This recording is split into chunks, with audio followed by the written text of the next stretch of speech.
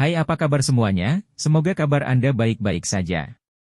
Terima kasih karena sudah memberikan support dan juga kesetiaan Anda untuk membangun channel Codot Film. Yuk kita lanjutkan alur ceritanya, sambil siapin kopi dan cemilan, setting suara volume full. Gasken, hadiah tugas telah tiba. Apa kau mengerti? Ya, tidak. Benar saja, ada hadiahnya. Cheng Jinwoo memilih, ya, tanpa ragu. Gemerincing. Hadiah yang diterima adalah sebagai berikut. Hadiah 1, pulihkan tubuh Anda.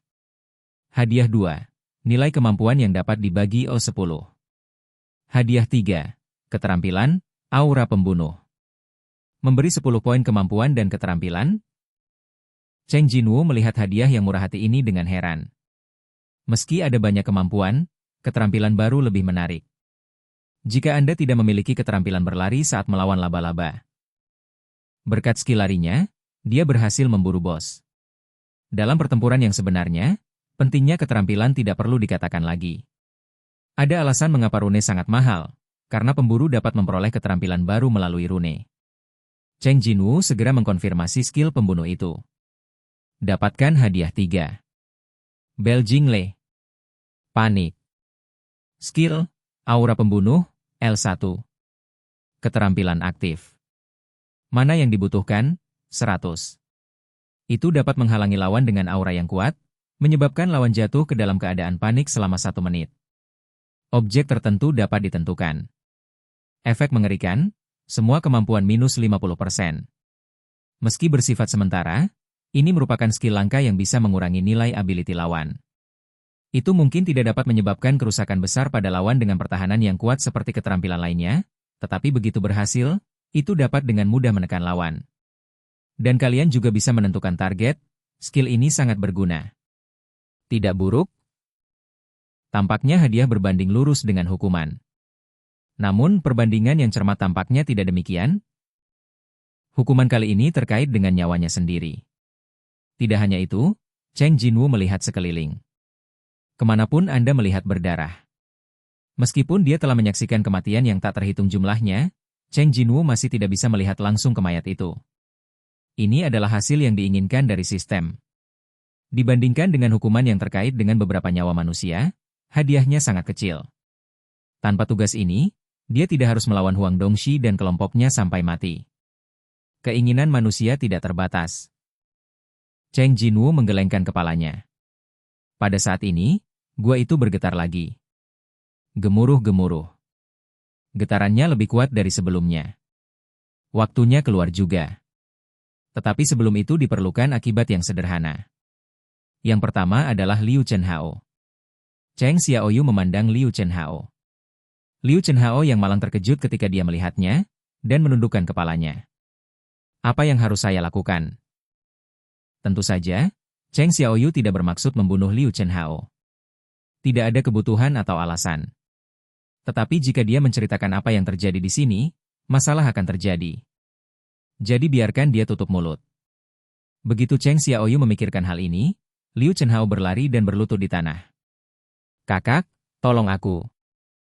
Cheng Jinwoo merasa bahwa percakapan selanjutnya harus berjalan dengan baik. Liu Chenhao gemetar ketakutan. Wajahnya juga pucat. Tak heran, ia menyaksikan kematian 8 pemburu. Salah satu cara terbaik untuk mengendalikan orang adalah ketakutan. Jadi Seong Jinwoo memutuskan untuk memanfaatkan situasi saat ini sedikit. Mengapa saya melakukan ini? Sepertinya saya baru saja mendengar jeritan batin Liu Chenhao. Apakah itu sedikit terlalu banyak? Namun, rasa bersalah itu hanya sesaat. Jika kamu ingin uang, aku akan memberitahu ayahku. Apa pendapatmu tentang aku? Cheng Jinwoo mengerutkan kening.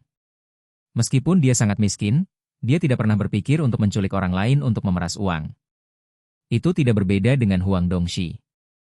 Ya, aku minta maaf. Jika Liu Chenhao tidak begitu ketakutan, dia benar-benar ingin menamparnya. Jika dia melakukannya, anak itu mungkin akan pingsan karena ketakutan. Merasakan kemarahan Cheng Jinwoo, Liu Chenhao menelan ludah. Omong-omong, itu juga ketika Huang Dongxi mengatakan dia ingin memberinya uang sekarang. Bukankah dia suka uang tetapi hanya membunuh? Kesan Liu Chenhao tentang Cheng Jinwu menjadi semakin aneh. Tapi masih terlalu dini untuk menarik kesimpulan. Jika demikian, mengapa kakak laki-laki masih mengambil tongkat sihir? Baru saja Cheng Jinwu mengambil semua kristal ajaib di perut laba-laba tanpa menjatuhkannya. Spar ajaib memiliki banyak kegunaan, dapat digunakan sebagai sumber energi dengan kemurnian tinggi, dan juga merupakan bahan untuk membuat alat peraga sulap. Tetapi bagi pemburu, tiang ajaib melambangkan uang. Pikiran Liu Chenhao berjalan cepat. Ternyata seperti ini. Itu adalah koleksi darah. Justru karena tiang ajaib adalah bukti bahwa tangannya berlumuran darah, maka ia sengaja membelah perut laba-laba untuk mengeluarkan tiang ajaib tersebut. Dia adalah orang yang percaya pada darah yang tidak memiliki belas kasihan pada musuh yang mengancamnya, dan yang tidak peduli untuk mendapatkan sesuatu secara gratis. Saya bahkan mencoba membuatnya terkesan dengan uang, tidak heran dia marah. Jadi yang dibutuhkan sekarang bukanlah uang ayah, tapi manfaat yang pantas dia selamatkan untuk menyelamatkan hidup saya. Liu Chenhao diam-diam melirik Cheng Xiaoyu, dan menemukan bahwa dia tampak marah. Liu Chenhao bergegas keluar. Saudaraku, jika kamu mengampuni hidupku, aku akan memberikan semua hasil dari saat ini. Oke. Dia sangat tertarik. Saudaraku, pikirkanlah. Awalnya ada 10 orang dalam tim, tetapi 9 orang meninggal. Jika kakak laki-laki tertua mengambil semua barang itu sebagai miliknya, siapapun akan merasa aneh. Liu Chenhao sudah yakin bahwa Cheng Jinwu adalah seorang penipu. Dan, penipu, tingkat lanjut yang suka membunuh. Jadi tentu saja dia menghindari membuat orang lain meragukannya. Jadi, kalau saja kakak laki-lakiku dan aku keluar hidup-hidup, sesuai kesepakatan, semua kristal ajaib ini akan menjadi milikku. Bahkan jika semua orang mati, tidak ada yang akan curiga bahwa kakak melakukan hal-hal ini. Tentu saja, tidak ada yang meragukan Liu Chenhao. Bagaimanapun, Liu Chenhao adalah putra dari ketua salah satu perusahaan terbaik di Cina. Apa yang dia dapatkan dari menjual Magic Spar mungkin tidak dianggap sebagai uang baginya. Kakak berhak mendapatkan uang ini. Kakak tidak hanya menyingkirkan Huang Dongxi dan rombongannya, tapi juga menyelamatkan nyawaku. Ini yang pantas kamu dapatkan, kakak. Bab 24 Bayar dan Hadiah. Liu Chenhao secara khusus menekankan kata layak. Memang, untuk Seong Jinwu, ini adalah cara terbaik. Spar ajaib sekarang dalam keadaan tidak dimiliki. Tidak peduli seberapa rakusnya Huang Dongxi, dia tidak memiliki cara untuk membawa tongkat sihir ke dunia lain.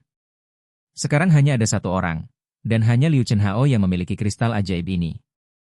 Tetapi Liu Chenhao sebenarnya mengatakan bahwa dia akan memberikan semua kristal ajaib ini untuk dirinya sendiri. Jika kristal ajaib ini berasal dari sumber yang salah, Cheng Jinwu akan menolak untuk menjatuhkannya. Tapi, mengapa menolak kue yang jatuh dari langit? Tanpa bantuannya sendiri, Liu Chenhao mungkin sudah mati atau disandra oleh Huang Dongxi dan yang lainnya. Melihatnya seperti ini, cukup masuk akal baginya untuk mengatakan bahwa ini adalah keuntungan yang pantas dia dapatkan. Melihat ekspresi Cheng Jinwu melembut, Liu Chenhao sekali lagi yakin akan tebakannya. Seperti yang diharapkan, dia tidak menolak tombak sihir sebagai kumpulan darah karena membunuh Huang Dongxi dan rombongannya. Pemahaman kedua orang tentang pantas sangat berbeda, tetapi mereka tampaknya tidak menyadarinya sama sekali. Sangat bagus. Setelah Cheng Xiaoyu setuju, ekspresi Liu Chenhao langsung menyala. Liu Chenhao bahkan mulai mengagumi Cheng Jinwu yang bisa menjalankan keyakinannya sampai akhir. Bagaimana aku bisa mempercayaimu? Seong Jinwu bertanya dengan dingin. Cheng Jinwu akhirnya ingat tujuan awalnya. Dia tidak mengintimidasi Liu Chenhao demi keuntungan. Dia hanya mengambil tindakan pencegahan, dan dia tidak ingin Liu Chenhao menceritakan apa yang terjadi hari ini. Oke guys, jangan lupa like, comment, share, and subscribe di channel Codot Film. See you next video. Peace out and bye-bye.